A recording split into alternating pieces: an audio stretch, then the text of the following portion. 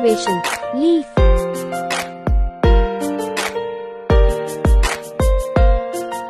बुद्ध अपने शिष्यों को दे रहे थे उपदेश, तभी एक व्यक्ति को बुद्ध की बातें अच्छी नहीं लगी। वह उठा और बुद्ध का अपमान कर दिया।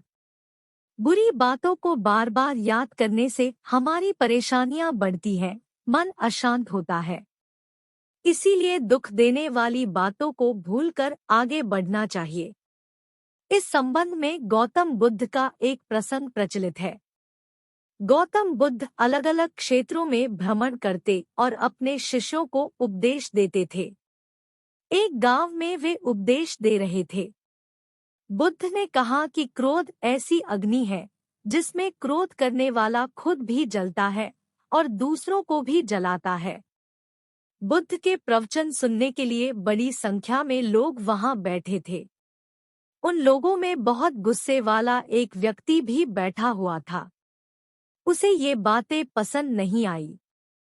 वह अचानक उठा और बोलने लगा कि बुद्ध, तुम पाखंडी हो।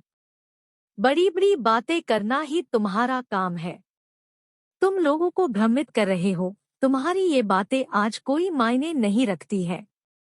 व्यक्ति लगातार बुद्ध को अपमानजनक बातें सुना रहा था। वहां बैठे सभी लोग ये देखकर हैरान थे कि बुद्ध ये सब शांति से सुन रहे थे, लेकिन कुछ बोल नहीं रहे थे। क्रोधी व्यक्ति बुद्ध को शांत देखकर और ज्यादा क्रोधित हो गया। वह बुद्ध के पास गया और उनके मुंह पर थूककर वहां से चला गया। घर पहुंचकर क्रोधी व्यक्ति का मन शांत हुआ तो उसे अपने किए पर बहुत पछतावा हुआ।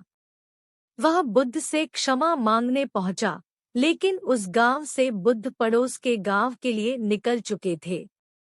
वह व्यक्ति बुद्ध को खोजते हुए दूसरे गांव में पहुंच गया।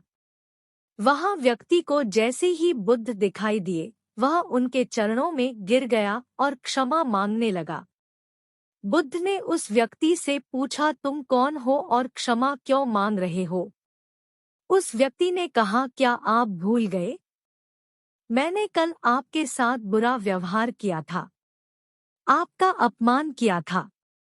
बुद्ध ने कहा, बीता हुआ कल मैं वहीं छोड़ आया हूँ और तुम अभी भी वहीं रुके हुए हो। तुम्हें गलती पर पछतावा है, तुमने पश्चाताप कर लिया। अब तुम निष्पाप हो गए हो। बुरी बातें याद करते रहने से हमारा आज बर्बाद हो जाता है। इस आदत की वजह से भविष्य भी बिगड़ सकता है। इसीलिए बीते हुए कल की बातों को भूलकर आगे बढ़ना चाहिए।